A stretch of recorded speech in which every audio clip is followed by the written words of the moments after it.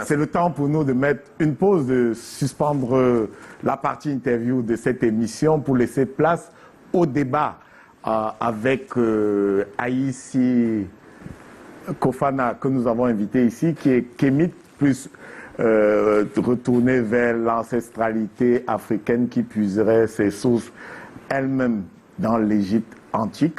Bonsoir, je ne donnerai pas votre prénom chrétien, vous ne l'avez pas souhaité. Je dirais donc Aïssi Kofana, que les téléspectateurs me pardonnent. Bienvenue dans l'arène, une première fois, mais nous avons l'habitude de vous suivre à travers les médias, notamment à la radio Cheikh Anta Diop, qui émet à Yaoundé. Bienvenue, vous avez suivi cette émission. Je vous ai vu prendre beaucoup de notes dans les backstage tout à l'heure. Vous avez deux formules, comme on vous l'a dit avant l'émission, pour aborder ce duel. Soit poser des questions et attendre des réponses, soit faire une observation préliminaire. Les philosophes parleraient de prélogomène à toute propédeutique philosophique, avant de rentrer dans le vif du débat. Déjà, je remercie beaucoup pour le contexte et la nature de l'émission.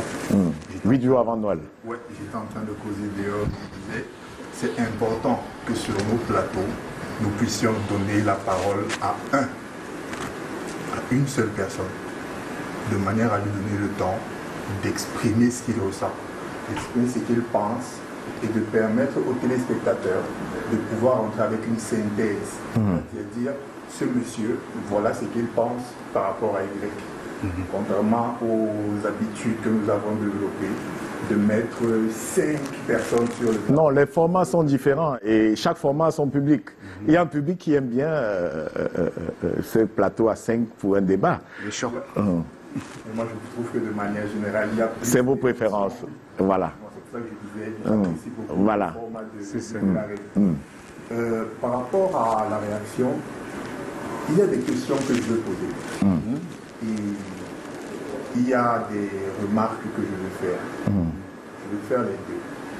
Mais je vais essayer de comment je vais dire, de les synthétiser en question. En question. J'ai écouté avec beaucoup d'attention.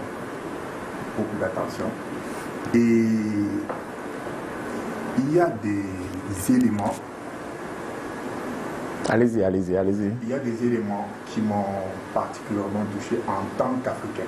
Je vais dire en tant que Vous l'avez dit au début quand on vous a présenté, on vous présente de manière générale en tant que le Zomloa. Le prêtre Zomloa ou le Zomloa des prêtres. Le Zomloa des prêtres. Et vous avez dit, c'est synonyme. Que ce soit Zomloa, que ce soit Nganga, que ce soit prêtre, parce que ils luttent tous contre les forces du mal et aident où ils sont à l'époque à trouver la paix. Il y a beaucoup de faits qui démontrent cela. Et la particularité d'un chercheur comme moi, c'est que je suis pragmatique. Bien sûr. Et j'essaye toujours de trouver une espèce de relation entre les idées et les effets qu'elles ont, les effets concrets. Tout à fait. Et quand on analyse et on observe les effets des prêtres sur les communautés en Afrique, le Nganga, c'est quelqu'un qui soigne. Le Nganga, c'est quelqu'un qui remet l'harmonie dans la communauté. Mais quand on regarde, par exemple, pendant les périodes d'émancipation, à chaque fois que les Africains ont voulu s'émanciper du joug colonial, ont voulu se libérer, les prêtres ont toujours été du côté des oppresseurs. Ils ont joué le rôle de délateurs pendant les confessionnals. Et il y a plein d'autres trucs, par exemple les Siksa. Les Siksa qui ont été créés à l'époque pour déstabiliser nos sociétés, dans lesquelles il y a une espèce de droit de cuissage qui a été organisé, là où on enlevait les jeunes femmes qui sont mariées, on les amenait dans des endroits où on disait qu'on va faire d'elles des bonnes épouses, où elles se faisaient violer, et elles revenaient enceintes dans la communauté avec des maladies sexuellement transmissibles. Il y a tellement de trucs comme ça. Donc, le propos de de mettre comment je vais dire, en parallèle. En parallèle. Donc, c'est-à-dire Nganga égale, Zomloa égale, prêtre. Non, j'ai un problème avec ça. D'accord. D'abord. Et vous avez continué en disant, toutes les religions se tournent vers les mêmes valeurs. Toutes les religions, que ce soit dans le monde, en Asie, patati, ont tout le bien de l'homme a un objectif. Mais quand on intègre les notions de paradigme, on se rend compte que les notions de valeur, de bien, de mal, d'étiquette dans l'intérêt ou contre l'intérêt sont complètement facultatifs. Parce que quand vous dites, par exemple, toutes les religions sont pour l'intérêt de l'humanité, je vais prendre un exemple simple, ce qu'on appelle les évangiles. Normalement, évangile, c'est bonne nouvelle. Bien sûr. Et la bonne nouvelle est censée être, Jésus est venu nous sauver, maintenant on va aller au paradis, on a un raccourci, son sang a coulé et tout. Mais cet évangile n'est pas évangile pour les Africains. C'est évangile pour les Occidentaux parce que aller transmettre ce message de Jésus va leur permettre de résoudre tous les problèmes qu'ils ont chez eux. Les problèmes économiques et tout ce qui va avec. Par contre, pour un Africain, l'évangile, c'est une très mauvaise nouvelle. Parce qu'avant de recevoir cet évangile, cet Africain pensait qu'il était normal, à l'image de Dieu. Il pensait qu'il vivait en relation avec son environnement, comme le veut Dieu. Et subitement, il reçoit une nouvelle qui lui dit, non, non, non, non, non, tu n'es pas affaire de Dieu. Tu es un accident de la création, parce que bon, tu es le résultat de la malédiction de Cam et tout ce qui va avec. Non, non, non, non, tu n'as jamais connu Dieu. À partir de maintenant, il faut que tu renonces à tout ce que tu as eu et que tu deviennes des serviteurs de Jésus. Et il ne suffisait pas juste de renoncer, ça passait par l'esclavage. Il fallait renoncer à sa liberté, devenir un esclave, souffrir assidûment pour avoir l'espoir d'avoir une bonne vie de l'autre côté. Donc, vous permettez que je réagisse sur oui, oui, bien sûr.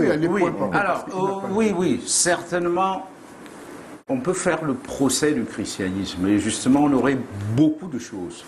C'est-à-dire, même en interne, on a fait le procès du christianisme. Les historiens chrétiens eux-mêmes ont fait le procès du christianisme, y compris les historiens chrétiens africains, sur la collaboration entre la colonisation et les missionnaires, sur la collaboration entre les esclavagistes et certains missionnaires. Parce que, en fait, l'histoire est plus nuancée que ça. Donc, ce que je voulais signaler, c'est que, d'accord, ce que souvent on entend, c'est que le christianisme est venu de l'Occident et a détruit ou cherché à détruire les cultures africaines. C'est factuel. Oui, mais je voudrais quand même faire... C'est pas qu'on entend, c'est factuel. Oui, je voulais donner quand même quelques nuances. Non, est-ce qu'on entend ou est-ce que c'est factuel? Il faut qu'on avance d'abord. On est d'accord dessus? Oui, le christianisme a eu un effet corrosif sur les cultures africaines et sur les religions africaines, mais ce n'est pas propre à l'Afrique. Partout où le christianisme est passé, le christianisme a dit... Et pourtant, une bonne pratique du christianisme est en réalité la tradition juive. Mais une bonne partie. En fait, ce que je voulais d'ailleurs dire, c'est que l'Occident n'a pas inventé le christianisme. Donc, ça, c'est la première chose. Donc, c'est pour dire qu'ils ont fait ça pour nous. Non. Même quand l'Occident a été évangélisé, on a dit exactement les mêmes choses des cultures, des religions occidentales que l'on a trouvées. Oh non, les religions du mystère que vous aviez là, ça c'est le diable, laissez tomber. Voilà la vraie religion et l'unique religion. Donc, ce qui veut dire, c'est pour cela qu'on les appelait les païens. Ceux qui ne se convertissaient pas, on les appelait les païens. Et les païens là, c'était partout. Ce qu'on a appelé religion païenne, c'était pas seulement en Afrique. Moi, souvent, ce que je crains, dans ce procès du christianisme en Afrique, c'est que parfois, on se met trop... En fait, qu'on s'installe dans la position de victime, en disant, ils nous ont fait ceci, ils nous ont fait cela, ils nous ont fait ceci. Mais ils n'ont pas fait. Nous n'étions pas les seuls. Le christianisme a fait ça partout dans le monde. La question qu'on doit se poser, c'est pourquoi les autres se sont relevés. Parce que si on ne se pose pas cette question, on passera toute la vie à se plaindre qu'ils nous ont. Je donnais l'exemple de la Corée du Sud tantôt. Souvent on dit, voilà, ils nous ont apporté la religion occidentale, c'est ça qui nous empêche de nous développer. Est-ce que vous savez qu'en Corée, la religion majoritaire, c'est le christianisme? Et ce n'est pas la religion traditionnelle des Coréens. Mais pourquoi ils sont développés? Parce que souvent j'entends dire, tant qu'on ne retourne pas à nos valeurs traditionnelles, ancestrales, antiques. Et je vais terminer par là. Même la religion, prenons même ce qu'on appelle la religion de l'Égypte ancienne. Quand vous prenez même seulement le concept de la Ma'at, mais regardez, c'était pas, le concept était compris d'une certaine manière dans l'Ancien Empire. Le Moyen Empire. Et du coup, pourquoi est-ce qu'au départ, la Ma'at était censée être incarnée par le pharaon, qui ensuite, justement, était censé la mettre. Parce que, pour peut-être éclairer l'opinion, la Ma'at, c'est le principe de l'ordre cosmique dans la religion de l'Égypte ancienne. Le principe de la vérité, de la justice, ainsi de suite. Et c'est vraiment le concept fondamental de la religion égyptienne antique. Mais, quand ils ont évolué vers le Moyen Empire, qu'est-ce qu'on a constaté? C'est parce qu'entre-temps, on a constaté que les pharaons n'incarnaient pas nécessairement la Ma'at. À ce moment, la Ma'at est devenue un principe que tout être, en fait, tout citoyen peut incarner. Et ensuite, c'est pour cela qu'on pèse le cœur. Parce que Ma'at d'un côté, le cœur, pour voir si tu as incarné vraiment la Ma'at pendant ton existence terrestre. Ce que je dis ça pourquoi? Pour dire que toutes les cultures sont évolutives et empruntent. Même le christianisme a emprunté de l'Égypte. Les Grecs, philosophes grecs, ont emprunté de l'Égypte. Puisqu'on trouve des traces de la Ma'at dans la République de Platon, dans l'éthique à Nicomaque d'Aristote. Donc, pourquoi est-ce que l'Afrique n'emprunterait pas du christianisme? Donc voilà, c'est pour cela que je dis, le risque qu'on court, c'est qu'on peut vouloir s'enfermer dans une histoire qui est pourtant toujours dynamique. C'est pour ça que je disais, à un moment donné, c'est que nous sommes tous, que ce soit sur le plan religieux ou culturel, des métis. C'est pour ça qu'on parle en français, on ne parle pas en égyptien aussi. On parle en français parce qu'on doit enseigner le français. On s'habille parce qu'on nous a appris à nous habiller. Donc c'est pour cela que je dis que n'ayons pas peur d'emprunter. Pour la simple raison que l'Afrique est le berceau de l'humanité. Et tout ce que les humains inventent ailleurs, on leur assure en Afrique. Tout ce qui est bon et que les hommes, y compris le christianisme. Et enfin, l'histoire du christianisme est un peu compliquée. L'histoire du christianisme en Afrique ne commence pas avec l'esclavage et la colonisation. Il y a des kémites qui estiment que l'histoire de Isis, c'est un peu l'histoire de Marie et de Jésus. On peut faire c'était un peu cette histoire que les Juifs ont puisé en Afrique. Oui, c'est pour cela que je dis que moi, je n'ai aucun problème à ce qu'on dise que les Juifs ont emprunté à l'Égypte. Parce que c'est des peuples voisins. Et ça circule. Un peu comme en Afrique. Tu peux aller au Bénin, tu vois des fétiches qui t'intéressent, tu rentres avec. Mais ça n'empêche pas que tu gardes tes propres fétiches.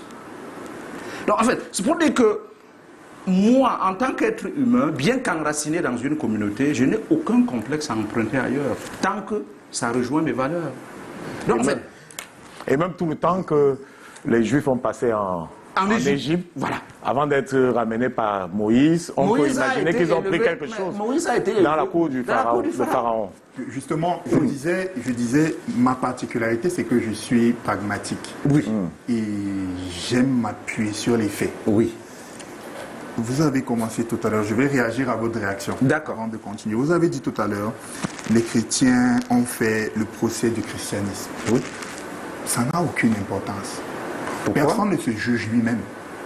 En tant que criminel et responsable d'agression et d'abomination sur mon frère, je ne peux pas m'asseoir aujourd'hui et dire je me juge, oh j'ai fait du mal à mon frère. Bon, je m'excuse, je ne savais pas, mais je continue de faire le même mal et de maintenir les mécanismes qui garantissent ces mots-là. Aujourd'hui? Oui. Comment? Parce que vous parlez des faits. Je prends un exemple. Oui. Un exemple. L'Église catholique en particulier s'est faite une réputation dans le monde de violeur d'enfants. Mon Dieu. Ah oui. Non, permettez que je vous donne les faits justement là-dessus. Permettez que je vous donne les faits. Oui. Les violeurs dans le clergé, c'est moins de 5%. Vérifiez. C'est moins de 5% des milliers de membres du clergé dans le monde.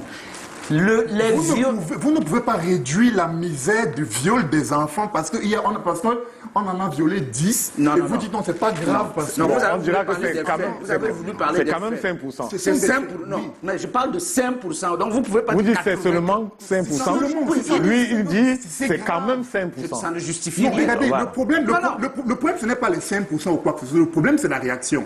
Qu'est-ce qui se passe quand un prêtre est localisé en tant que violeur d'enfants? Qu'est-ce qui se passe?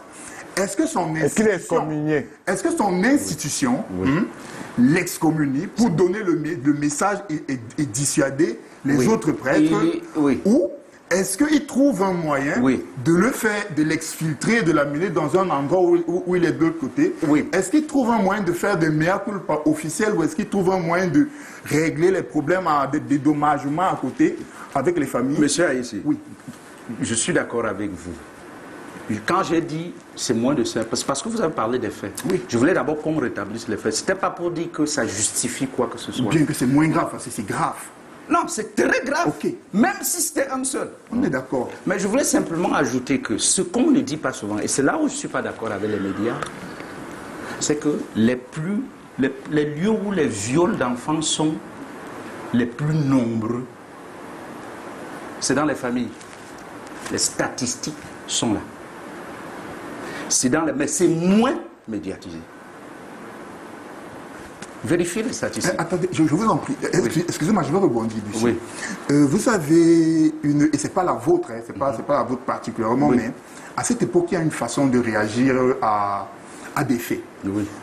Je vous dis, les prêtres violent des enfants des gens. Vous dites les.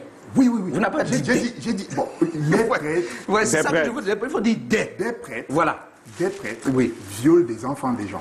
Et vous répond me dites- dans les familles aussi. Vous me dites...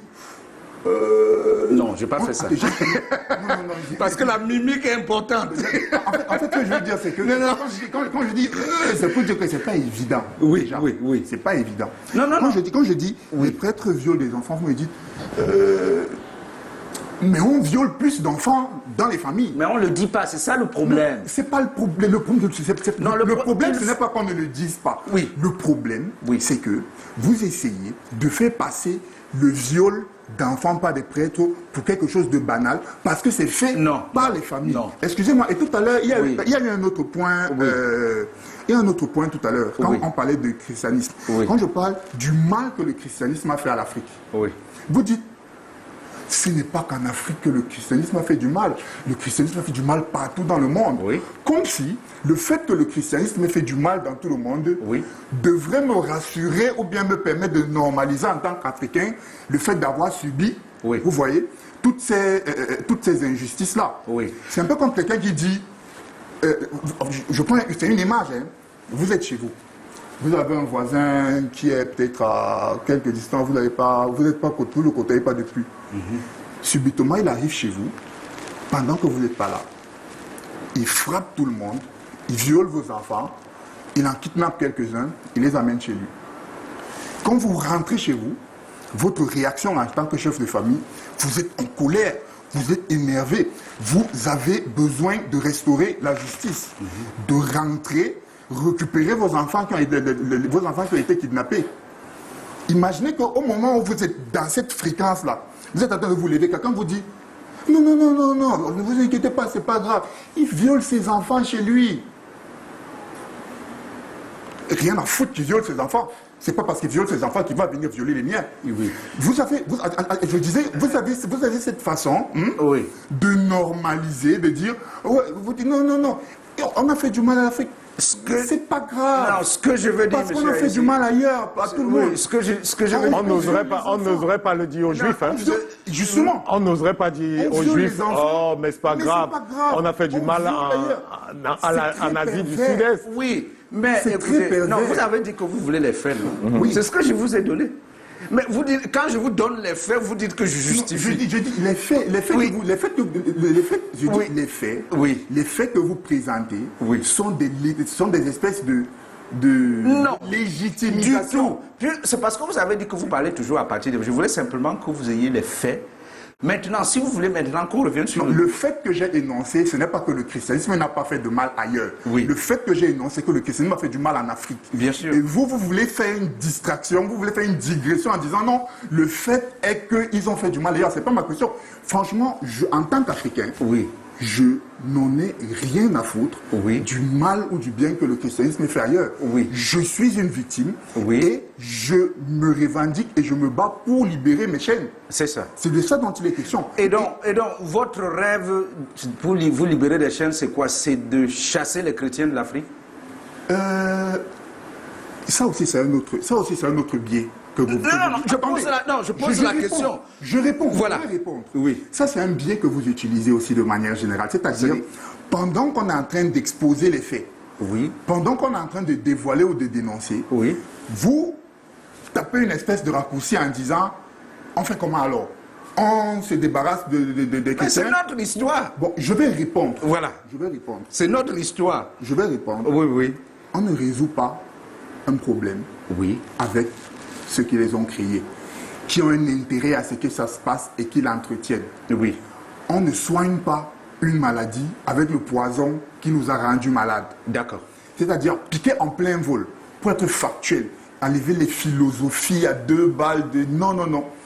Si le christianisme est un problème pour l'Afrique, il faut se débarrasser du christianisme. Comment vous le C'est faites? du B à bas. Comment vous le faites? Ça, c'est une autre question. Non, mais c'est ça la réalité. Ça, c'est une autre Je vais question. vous donner Pourquoi? les chiffres. Attendez, je vais vous donner pourquoi? les chiffres. Attendez, parce que Monsieur Haïssi, je vais vous donner. Je vous en prie. Ça, c'est quelque chose... Je vais vous donner les chiffres, puisqu'on parle des faits. Ça, c'est quelque chose qui est très dangereux. Pourquoi? Parce que ça, si vous bloquez et vous essayez de fermer la bouche de toutes les nouvelles générations en disant qu'est-ce qu'on fait, vous allez dire que les gens vont dire bon, comme on ne peut rien faire maintenant, restons tranquilles, mais vous oubliez quelque chose. Oui. Je vous ai écouté et j'ai ressenti, j'ai localisé beaucoup d'informations et de colorations révolutionnaires chez vous. Oui, exact. Et en tant que révolutionnaire, Oui. vous êtes censé savoir que le premier acte révolutionnaire, c'est de dire la vérité. Bien sûr. Parce que ce n'est pas parce que nous n'avons pas les moyens de nous libérer maintenant Oui. que nous allons rester tranquilles. Non, mais Dis la vérité. quand vous dites Je vous en prie, se libérer, dis la vérité. qu'est-ce que ça veut dire se libérer? Se libérer. Parce que c'est pour cela que je voulais savoir, vous pensez aujourd'hui qu'il est possible d'extirper le christianisme de l'Afrique? Tout est possible. Tout est possible. Oui.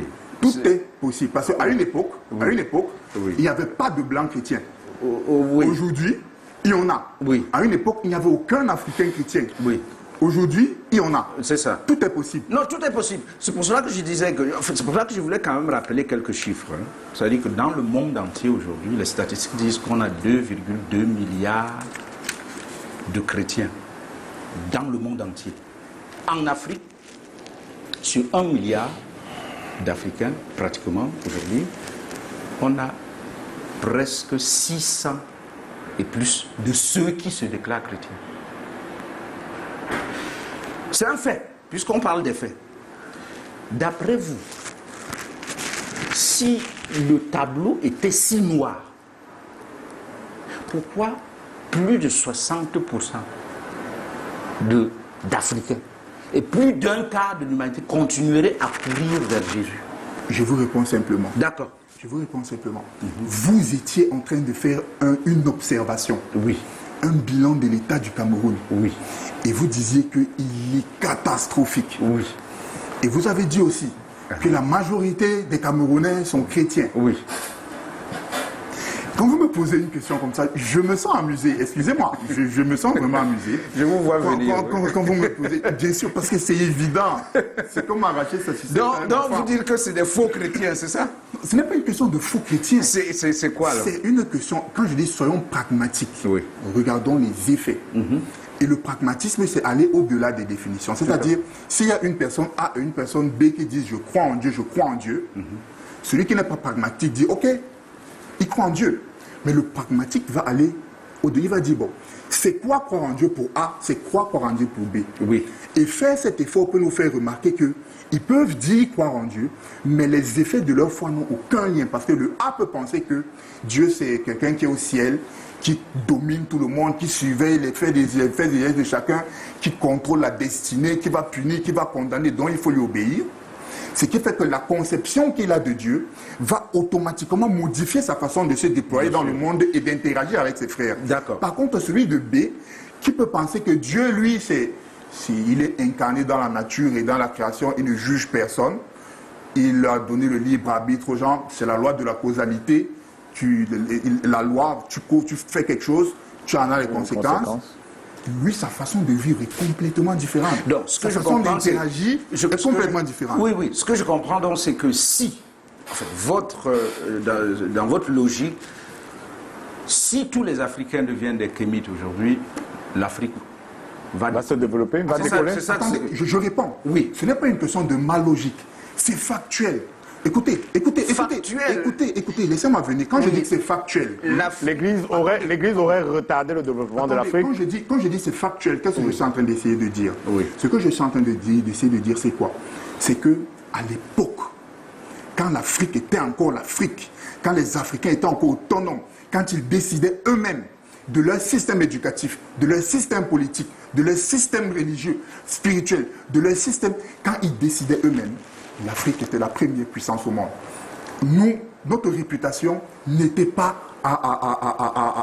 Vous situez cette époque-là sur le calendrier grégorien, à quel niveau? Récemment, je parle encore des années 1200, 1300. Oui. En prenant l'exemple des explorateurs comme les Ibn Battuta, oui.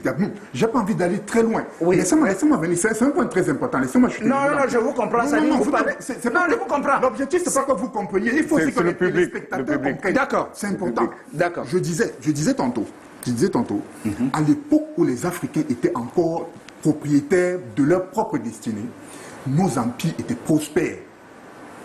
Depuis que nous avons perdu l'initiative historique. Et ça me fait revenir par exemple sur une question que vous avez donnée tout à l'heure. On a tendance à dire pourquoi les Chinois se développent alors que les Africains ne se développent pas. Pourquoi les Singapouriens se développent alors que les Africains ne se développent pas. Les Africains ont un problème avec le développement. Mais il y a quelque chose qu'on ne note pas. C'est que le nom Afrique, ce n'est pas nous qui l'avons décidé. C'est un nom exogène, c'est un nom de colons. Les subdivisions territoriales dans du continent, Gabon, Congo, Cameroun, c'est pas nous qui l'avons décidé. Je suis d'accord, c'est factuel. Oui. Les subdivisions territoriales dans le Cameroun où nous sommes, Nyong et Kélé Patati, c'est pas nous qui avons décidé, c'est le colon. Je suis d'accord. Les institutions politiques qui sont appliquées au Cameroun ne sont pas africaines, elles sont occidentales. Les institutions religieuses qui sont appliquées au Cameroun, elles ne sont pas africaines, elles sont occidentales. Le christianisme, l'islam et tout ce qui va avec. Oui, mais monsieur, ce que je suis en train de dire, c'est que toutes... Mais les institutions viennent de la Grèce. Non, ce que je suis en train de Les institutions européennes qui nous ont été imposées viennent de la Grèce. Oui, l'État n'est pas né en Occident. Mais les Platons sont inspirés de l'Afrique. Attendez, ce que je suis en train de vouloir dire, c'est quoi? C'est important. C'est pour dire qu'aujourd'hui, on critique l'Afrique, on dit que les Africains ont de la peine, alors que les Africains n'ont jamais, on ne permet pas aux Africains de se développer. Qui ne permet pas aux Africains aujourd'hui de se développer? Les institutions comme celle pour laquelle vous travaillez, les institutions comme l'Union européenne et toutes ces institutions. Et vous proposez quoi? Non, je dis avant de parler de propositions. On n'a pas tout le temps, on n'a pas toute la nuit. Oui. Là, ce que je propose, ici il faut dire, c'est remettre à plat. Non, on ne remet pas. Il n'y a qu'une seule chose qu'il faut remettre à plat. On rentre au hiéroglyphe. On fait quoi? J'ai l'habitude de dire, quand on parle des problèmes de l'Afrique, il faut qu'on parte sur un postulat de départ qui peut être vérifié. Soit les Africains sont ontologiquement mauvais et incapables de prendre soin d'eux, c'est-à-dire ils n'ont jamais pu faire ça. Si c'est le cas, on n'a pas besoin de se battre pour renaître. Parce que le problème est en nous. Nous ferions mieux de nous suicider pour empêcher nos enfants de vivre le même calvaire que nous avons vécu. Par contre, s'il est attesté que les Africains n'ont pas toujours été les débiles profonds qu'on présente aujourd'hui, Du tout. qu'à une époque, ils ont été brillants, et qu'il y a eu un moment de l'histoire où il y a eu un accident ou un choc qui les a déformés, là, nous pouvons nous mettre dans l'optique de renaissance. C'est-à-dire, dans renaissance, on est né à une époque. Nous devons renaître. Et maintenant, en continuant, pour chuter à ce niveau, pour chuter à ce niveau, c'est quoi? Ça veut dire qu'il y a un processus qui nous a aboutis. Ça veut dire que si on veut changer les effets d'aboutissement, il faut changer le processus qui nous a aboutis et mettre sur pied un processus qui va produire de nouveaux effets. Je suis d'accord. J'explique. Actuellement, le Cameroun est dans l'état dans lequel il est parce que l'État, les appareils par lesquels les États accomplissent leurs objectifs sont de deux types. Il y a ce qu'on appelle les AIE et les ARE.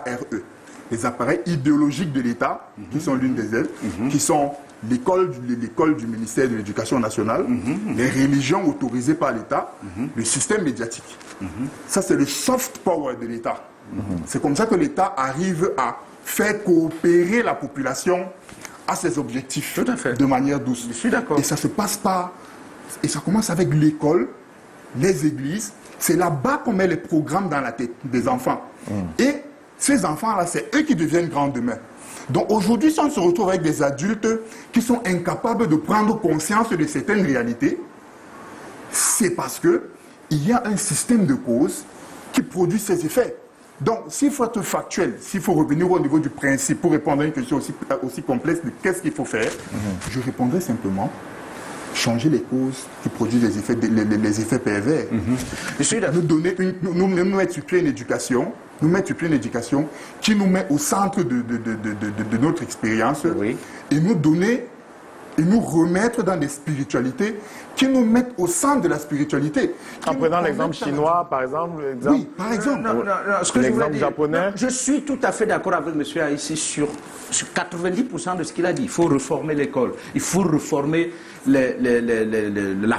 les institutions telles qu'on les a héritées.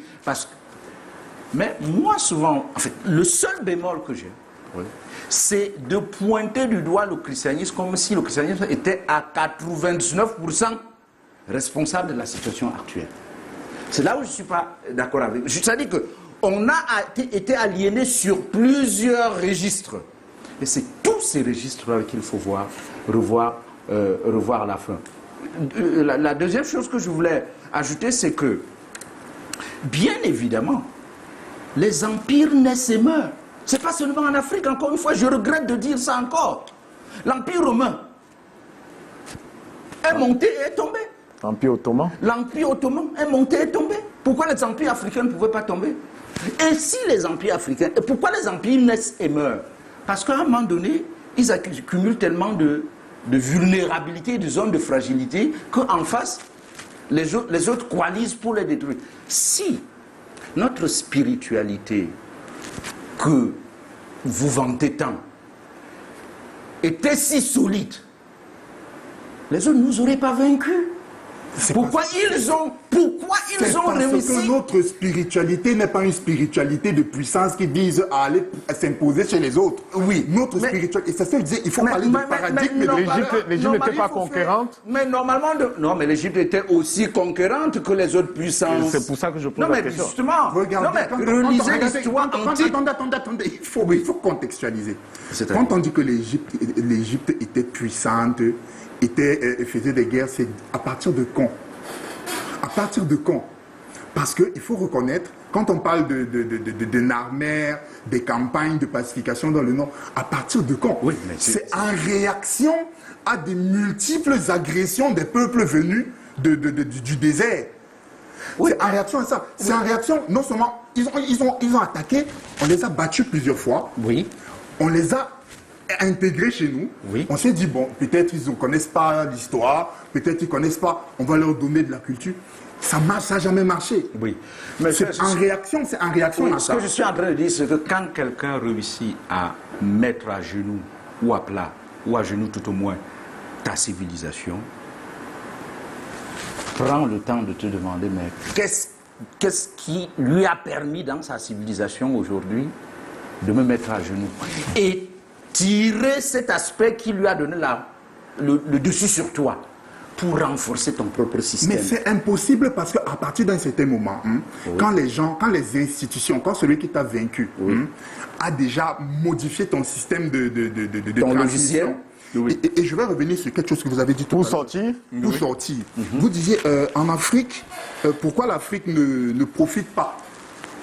Pourquoi l'Afrique ne profite pas de... Les Coréens ont profité du christianisme et tout ce qui va avec.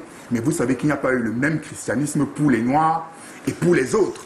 D'abord, Ça, Selon par factuel. contre, parce que je voulais d'ailleurs ajouter que les laissez-moi- Coréens n'ont pas seulement été christianisés mais la Corée a s'il vécu vous plaît, l'une des on est- colonisations non, les plus vous êtes violentes. Vous êtes en train de prendre mon temps. Non, allez-y.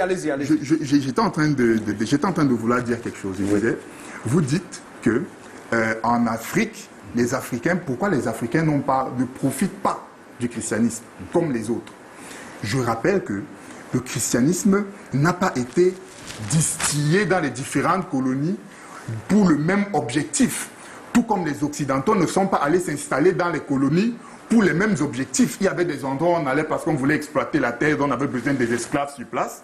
Il y avait des endroits où on allait parce qu'on voulait s'installer et on voulait massacrer tout le monde et prendre le truc. Ce que je veux dire par là, c'est quoi? C'est que comment voulez-vous qu'un peuple se relève quand tous les jours qu'il pense que Dieu permet, on lui enseigne que tout ce qui se passe actuellement sur Terre, le chaos, les viols, les injustices, c'est normal. C'est Dieu qui a prévu ça. Ce sont les signes de la fin du temps. Bientôt, l'antéchrist va venir. Et puis, Dieu va détruire le monde. On dit, ne vous en faites pas. Non, ne vous mêlez pas de ça. Oui, Occupez-vous de votre cœur, d'aller au paradis. Oui. Même la religion, ou si vous voulez, la spiritualité de l'Égypte ancienne, reconnaissait les forces du mal. Regardez, il y a... Donc, c'est pour dire qu'il y a du mal dans ce monde aujourd'hui. Et que là n'est pas la question. le problème est parce que d'où vient tout ce mal que vous citez là, d'où ça vient? Ça vient du fait que les hommes peuvent ne pas vivre selon la main. C'est pas vrai. C'est ça qui crée des injustices et du mal dans le monde. Donc, à toutes les époques, quel que soit l'idéal de spiritualité que vous avez, vous aurez toujours des humains qui ne vont pas l'incarner. Et quand ils ne l'incarnent pas, ils vont créer du mal dans le monde. Et en face, on aura des forces, on aura la force spirituelle, ou bien on va mobiliser les forces spirituelles pour faire face à ce mal. Nous devons conclure. Nous devons conclure malheureusement. Mais je signale quand même qu'il y a des penseurs comme Hegel qui pensent que l'Égypte dont vous parlez ne faisait pas partie de l'Afrique. C'est vrai que c'est scandaleux, mais nous devons quand même le noter. Et vous, les kémites, vous avez certainement... Et justement, je voudrais ajouter quelque chose. C'est qu'aujourd'hui, je pense que ce qui cause le plus gros des problèmes à notre époque, c'est qu'on est dans une époque où règnent les points de vue. Où on essaye de faire croire aux gens que chaque point de vue équivaut à la vérité. On dit les hommes ne sont pas les hommes, les femmes ne sont pas les femmes. Quelqu'un se dit non, je me sens femme dans mon corps, je me sens oiseau. En fait, ce que je veux dire par là, c'est quoi? Non. C'est pour dire qu'aujourd'hui, le il est relativisme. important de faire remarquer aux gens que la vérité existe. Mais bien sûr. La vérité existe. Et la définition que je donne à la vérité, la décision que je donne à la vérité, par pragmatisme, parce que je me suis rendu compte qu'il y a deux façons de décrire les choses. Déjà, une définition, c'est le point de vue de quelqu'un par rapport à quelque chose. La définition que je donne sur la vérité, c'est ce qui est, indépendamment de tout avocat ou de tout témoin. Bien sûr. La vérité des journalistes, Thierry Niopé, les faits. Rien que les faits. Oui. Par conséquent, Mais les faits, sont toujours interprétés par ceux qui voient les faits. D'où C'est pour l'importance. cela qu'on dit pas. D'où l'importance des paradigmes. Voilà. Parce que la partie de là, c'est parce que ce qui n'est pas la vérité, Voilà. c'est une réalité. Parce que la réalité, c'est la perception que les humains, entre guillemets, Oui. ont du réel. Oui. Et ce qui différencie vérité et réalité, c'est que la perception des humains est biaisée parce que nos sens nous mentent. Je suis d'accord avec vous. Ça, c'est de l'épistémologie. Donc pure. la vérité Donc, existe. Oui, non, Il faut moi-même. qu'on le note. Merci évidemment. Haïti Kofana. Merci, Et monsieur on vous Haïti. souhaite joyeux Noël quand même. Non. Ce n'est pas une période joyeuse. C'est pas la provocation, c'est pas de la provocation, mais c'est un moment de réjouissance Ce n'est pas- de mais fin oui. d'année. Merci d'être passé ici, d'avoir éclairé de votre phare Merci, monsieur cette émission, Merci cette à vous. discussion sur la relation entre la religiosité, les Africains et le christianisme. Christianisme, oui. Merci, nous vous inviterons en espérant que vous allez accepter notre invitation très prochainement pour d'autres débats similaires. Je prends une dernière question de Thierry Niopel, le temps pour Kevin Fosso de s'installer. Juste vraiment pour conclure.